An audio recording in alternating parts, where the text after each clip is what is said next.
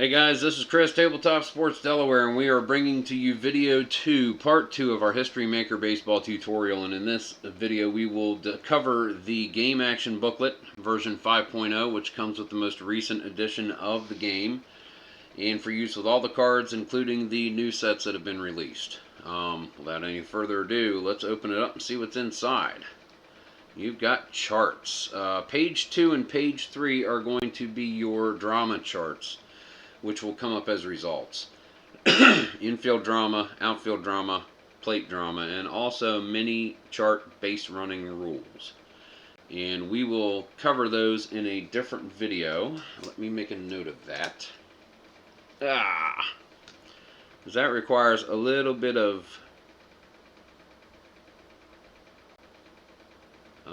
focused attention, in my opinion. It's easy to do, but it really takes covering it well. So that's page 2 and 3. Page 4 and 5, these are going to be your main play results. This is the one where you're going to spend your bulk of the time in the game. Some results here on the final columns, the fielder columns. This is where you get your outfield drama, your infield drama. Plate drama comes up right here.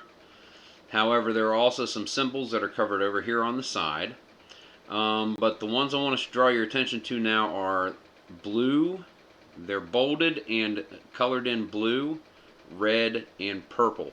Anytime you get those results, blue, red, and purple, you're going to flip to the next page, pages 6 and 7.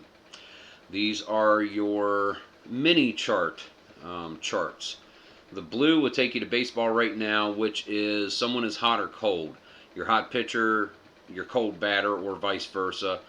And what that effect is going to have on direct effect is going to have on the outcome of the at-bat. Another at-bat might call on player experience, the rookie against the crafty, wily veteran.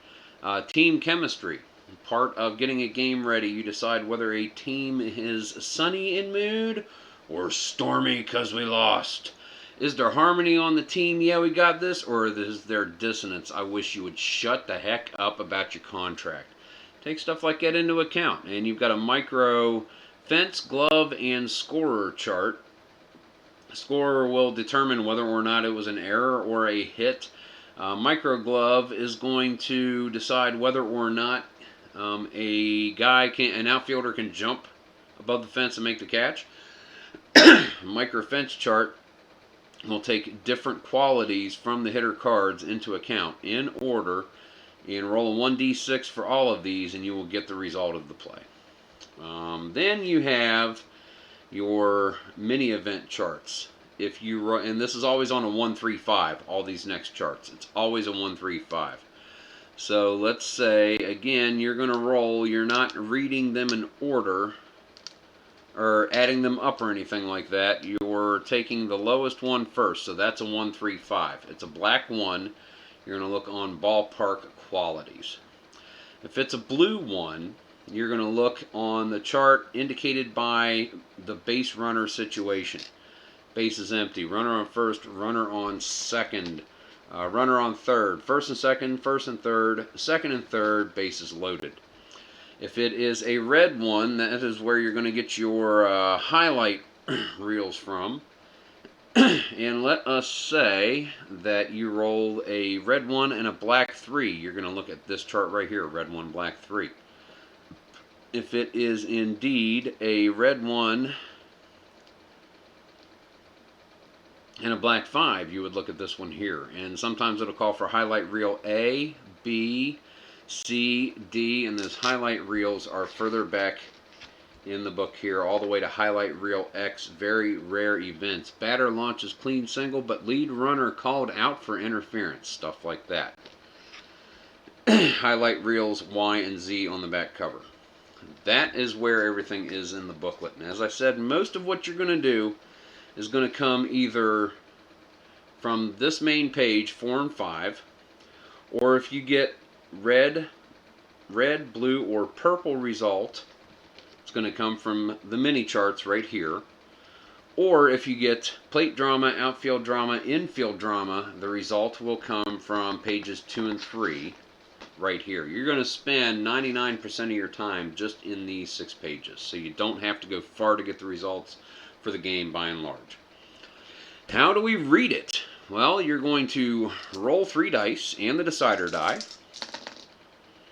Now, how do we read those dice? Lowest to highest. 2, 3, 5. And the decider die is a dot, so if a dot comes up, then it works. You're going to have your pitcher. You're going to have your batter. So Don Newcomb and Phil Rizzuto, shortstop for the Yankees. We are going to pick a different batter because we want to be able to showcase more possibilities for how different qualities affect the outcome of different plays. So we'll bring Mickey Mantle in instead. He's got a lot more to choose from, and because I said so. So we have rolled 2, 3, 5. You're going to, these are all results that have 1 as the lowest die. So they all start with 1. 2s, 3s, and 4s, 5s, and 6s are lumped together because there's so few results that don't, with a 4, 5, or a 6 leading. Anything with a 3 or lower is going to be in these. So these are 1s, these are 2s. Low one is 2, so we're looking at 235. Go down until you find 235. Does the pitcher have the wild quality? If he did have the wild quality, it'd be base on balls. Don Newcomb is not wild. 235. Does the batter have the eager quality?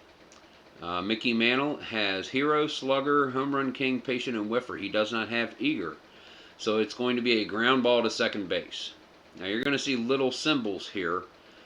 And the hourglass simply means that if the batter is patient, and it tells you over here, if the batter is patient, he instead draws a walk.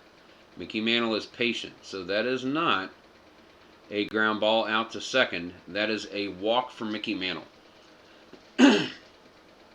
Just because it says so here, if there's a symbol, you need to make sure, know what the symbols mean, so that way you can glance at the card and, oops, that's not a ground out, that's ball 4.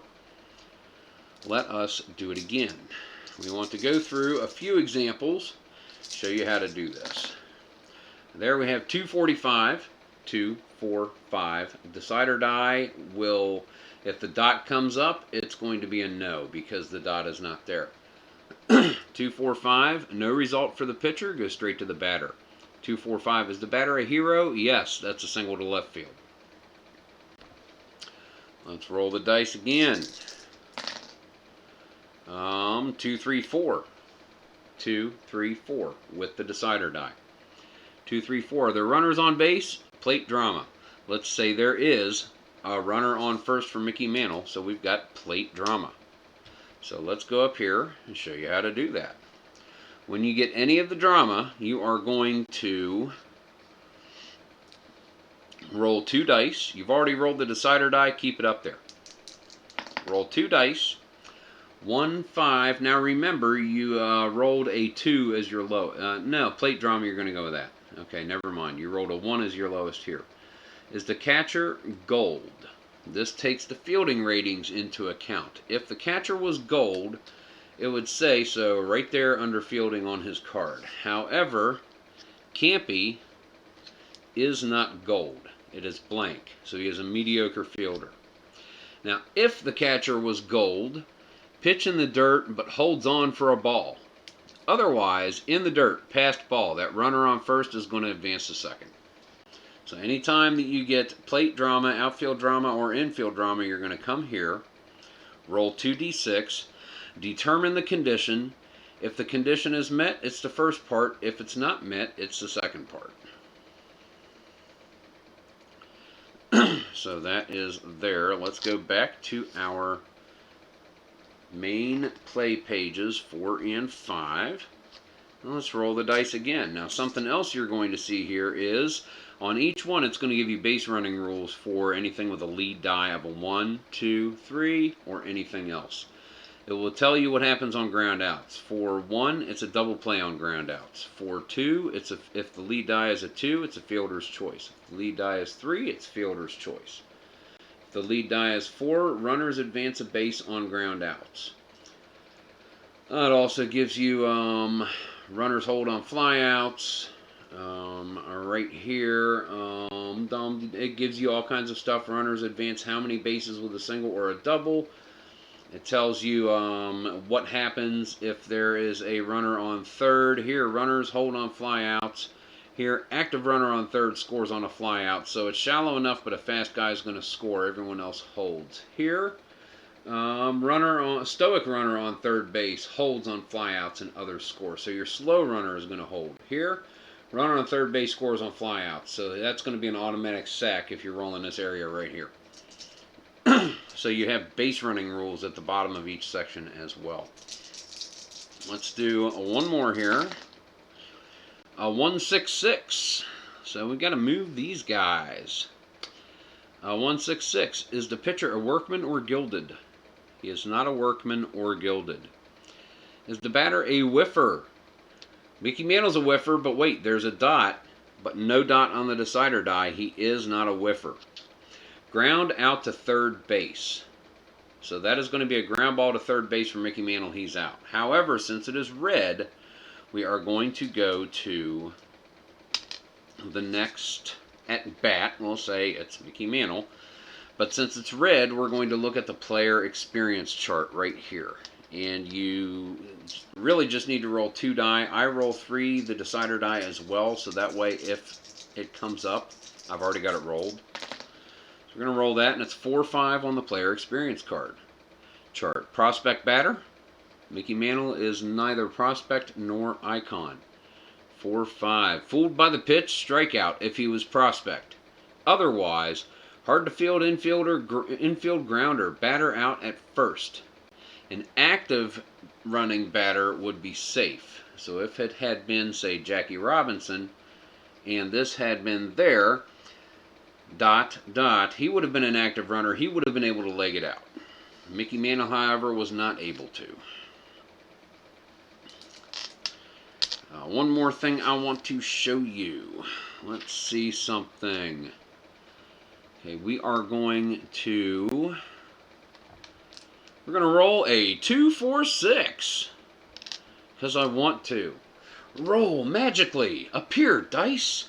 2-4-6. So we are going to look at 2-4-6. 2-4-6. Does the pitcher have the control quality? The pitcher has DB control, double control.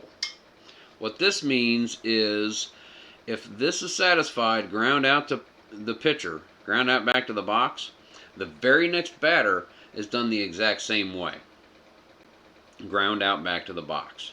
If the double control had come up here on if control had been up here on a 1-2-4, it would have been a ground out to shortstop. Both batters in a row. If control had come over here on 4-6-6, Mickey Mantle reads the pitch, single to left. Next batter, single to left. So anytime you have DB next to a quality, that means it is double, which means 2 batters in a row. This only is in the same inning. So if it's the third out and it's a ground out to short, that double doesn't carry over to the next inning. However, these right here, let's say the third out, if we had rolled instead a 2-4-5, 2-4-5, nothing for the pitcher. That's not a good one. Let's do that one. Okay, yeah. Let's do the 1-6-6 again. 1-6-6. We had said that the double is only for the inning. Let's say there's 2 outs. Newcomb pitches, 1-6-6. Is he workman or gilded? No. Is the batter a whiffer? Decider die says he is not a whiffer because there's a dot next to whiffer. That means ground out to third base, which means third out, ground out to third base. However, for the next team coming to bat, which would be Brooklyn, you are still going to roll on the player experience chart. Even though it's in the next inning and it is the opposite team. Anytime you come to one of these charts as the result of a third out, you're going to do this chart for the first batter up in the next inning. That pretty much covers most of this, showing you how to do it.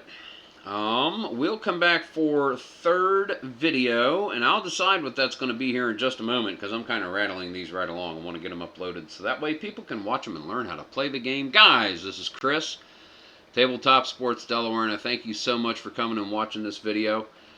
History Maker Baseball Tutorial Part 2, the Game Action Booklet. Part 3 is coming up shortly. Make it so you can actually read it. There you go. Yeah, now the L and the T are there. So it's not Tutorial Booklet. Guys, thank you very much for watching. And as always, keep on rolling.